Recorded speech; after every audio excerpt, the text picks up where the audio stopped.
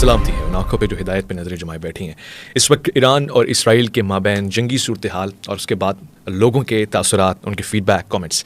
دنیا بھر کی فوجیں جو اپنے اپنے محاذ پہ جنگی اسلحہ اور سہولیات کے ساتھ ساتھ محاذ پہ ڈٹ جاتی ہیں، ویسے ہی پاکستان میں پاکستانی فیس بک مجاہدین اپنے اپنے محاذ کو سنبھال لیتے ہیں کامنٹس کی صورت میں، لائکس اور ٹویٹس، ری ٹویٹس یا پھر ویڈیوز اور اسٹیٹس کی صورت میں. پاکستان میں بھی اس وقت وہی فضا ہے جو میرے خیال ہے کہ فلسطین کے غزہ کے دھوؤں سے زیادہ ہیوی ہے، اس لیے لوگ اس کو محسوس کر رہے ہیں اور اس سے بھول گئے ہیں.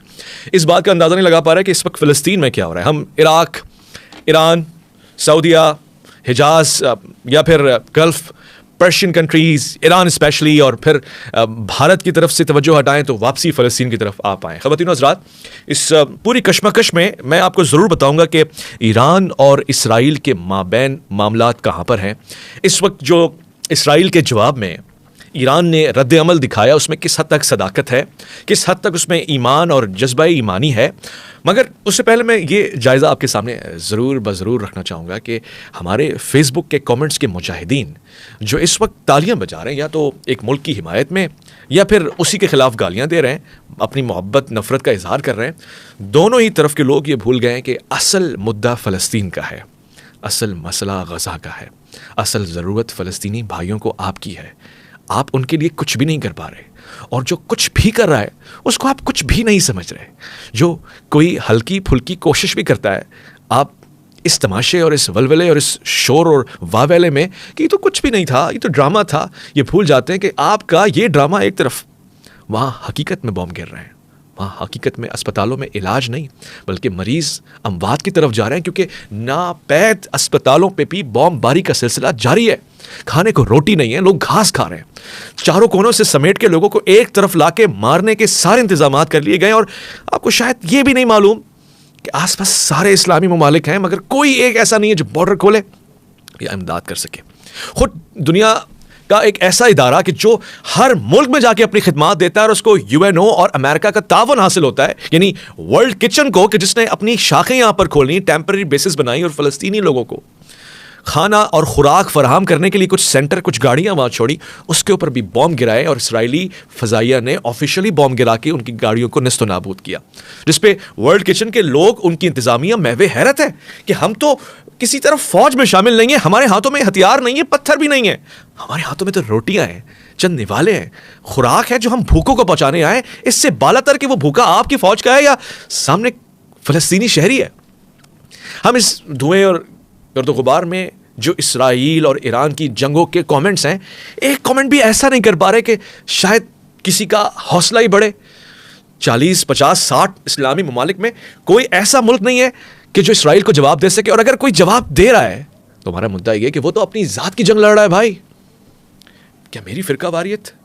میرا فرقے کی بنیاد پہ پیدا ہونے والا تعصب اس حد تک بڑھ گیا ہے کہ اس تعصب پہ مجھے اب حق بھی دھندلا دکھائی دے رہا ہے؟ کیا میں یہ کہتے ہوئے بھی کتراتا ہوں کہ ایران کیا، اگر خود امریکہ بھی اسرائیل پہ بم مارتا ہم اس کی حوصلہ افزائی کرتے، ہم کہتے واہ. اگر یہ بھارت، یہ پڑوسی بھارت بھی اگر اسرائیل کے اوپر بمباری کرتا تو ہم کہتے کمال ہو گیا، زندہ باد. بھارت کے اپنے عوامل کشمیر میں انتہائی ضلالت پہ مبنی ہے، مگر یہ کام جو اس نے اسرائیل پہ کیا ہے کسی نہ کسی غیرت کے تقاضے میں کیا ہے. اگر دشمن بھی دشمن کا دشمن ہو جائے ہمارے لیے وہ دوست ہو جاتا ہے، اس فیل میں کم سے کم. مگر ہمیں تو اپنے لبادے میں جو چھپا منافق ہے وہ دوسروں کے اندر حلول کیا ہوا نظر آتا ہے، لہٰذا ہمیں فلسطینیوں کی پرواہ ہی نہیں ہے. آج کے خبرنامے کے مطابق امریکہ نے پڑوسی ملک ایران کے اوپر مزید سینکشنز لگائی ہیں. یہ ان کے لیے پرانا نہیں ہے، شاید یہ اس کے عادی ہو چکے ہیں، مگر وہ لوگ جو ان سینکشن سے مراد اور معنی نہیں سمجھتے، میں ان کو سمجھانے کے لیے کہتا ہوں کہ ان سینکشنز کی ایک معمولی سی جھلک کو محسوس کرنا چاہیں تو اپنی ایران کے ساتھ گیس پائپ لائن کو دیکھ لیں کہ جس کے خوف سے، یعنی سینکشنز نہ ہو جائیں، اس خوف سے ہم وہ منصوبہ بھی پورا نہیں کر پا رہے جو ہمارے فائدے میں اور اس طرف سے مکمل ہو چکا ہے، اور ہم اس کا پہلا قدم نہیں اٹھا پا رہے. سینکشنز کیا چیز ہوتی ہیں، سینکشنز کا خوف اور اس کی معیشت پہ کس نوعیت کے اثرات ہوتے ہیں، یہ سمجھنے کے لیے میری قوم جو سبزی اور شتر مرغ میں پھل فروشی کے نرغے اور سبزی والوں کے اور پھل والوں کے بڑھتے ہوئے ریٹس کے اوپر نالا ہوتی ہے اور پھر اپنی مرضی کے سیٹ سے شتر مرغ کی کہانیاں سنتی ہے، وہ اس بات کو کیسے سمجھ پائے گی کہ بھائی ہم تو ان سینکشنز کے معنوں سے واقف نہیں ہے. ہمارے یہاں تو ڈالر اگر 300 کے قریب آتا ہے ہماری چیخیں نکلتی ہیں, جو حق ہے. مگر اس ملک میں کہ جہاں پاکستان کی کرنسی 100 نہیں 1000 گنا زیادہ ہیوی ہے اس کے کرنسی کے مقابلے میں, جہاں اس کے درم دینار یا اس کی اپنی کرنسی کی کوئی اوقات ہی نہیں بچی ہے, جہاں آپ 100 کا نوٹ پاکستانی رکھتے ہیں تو وہ 100 ہزاروں آپ کے سامنے رکھ دیتے ہیں. معیشت اس لیول پہ گر چکی ہے. اگر اس نے میزائل مارا ہے تو اچھا کام کیا ہے, یا کم سے کم یہی کہتے ہیں کہ یار غیرت کا تقاضا ہے کہ اس پہ ہم خاموش رہیں گے, کیونکہ مارا جس نے بھی ہے پٹا ہمارا دشمن ہے, پڑا ہمارے دشمن کی سرحد کے اوپر ہے. یہ جو ابھی نندن آئے تھے پاکستان میں, جن کو چائے بہت پسند آئی تھی, کتنے پاکستانیوں کو مار کر آئے تھے, زمین پہ کتنے پاکستانیوں کو مارا تھا. پھر اتنا خوش کیوں ہوئے تھے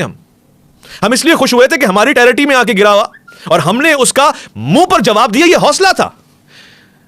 اب اگر امت مسلمہ اسرائیل کی ٹیریٹری میں پڑنے والے 200 میزائل کے گرنے پر خوش ہوتی ہے, چاہے اس کی ہلاکت ایک چھوٹی بچی کی صورت میں ہو یا پھر ان کے ضمیر کی صورت میں ہو یا پھر اس کی ضربت آپ جیسے منافقین کو پڑ رہی ہو, تو اس میں مسئلہ کیا ہے؟ خوشی تو اس بات کی ہے کہ کم سے کم فلسطینیوں نے ان گزرتے ہوئے میزائلوں کو پڑھتے ہوئے دیکھ کر اللہ اکبر کے نعرے بلند کیے اور کہا کہ اللہ کے رسول کی مدد آ گئی, اللہ کی مدد آ گئی, اللہ کے رسول کا وعدہ سچا تھا. مگر اس خوشی کو تو وہی محسوس کر سکتا ہے نا جو اس خوشی کی نوعیت سے واقف ہو, جس کے ہاں اس خوشی کے اثرات نمایاں ہوں. میرے ملک میں تو تعصب ہے, اور وہ بھی اس نوعیت کا کہ ہم حقائق سے پردہ نہ صرف اٹھاتے ہیں بلکہ اپنے باطل کے اوپر پردہ ڈال کر حقائق کو پردے میں لپیٹ کر پھانسی چڑھا دیتے ہیں. آج ایک اور چیز دلچسپ آپ کے سامنے رکھتا ہوں کیونکہ مجھے اس پہ تبصرہ کرنا ہے, اور ظاہر ہے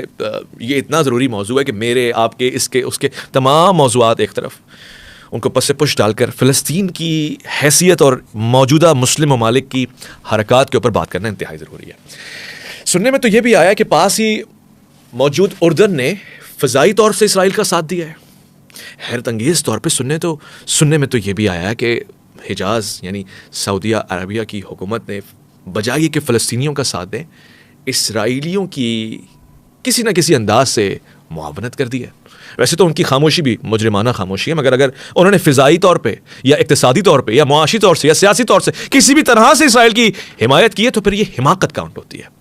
ایسی حماقت کے دور میں اگر کوئی حرکت راکٹ میزائل بلاسٹک میزائل یا کسی بھی طور سے کر رہا ہے, میری تعصبانہ نگاہ اسے سراہ کیوں نہیں رہی ہے؟ صرف اس لیے کہ وہ کسی فرقے سے تعلق رکھتا ہے اور میں کسی اور مسلک سے تعلق رکھتا ہوں, یا اس لیے کہ اس کا ملک دوسرا اور میرا ملک دوسرا ہے, یا معاملہ کوئی اور ہے؟ خواتین و حضرات, میں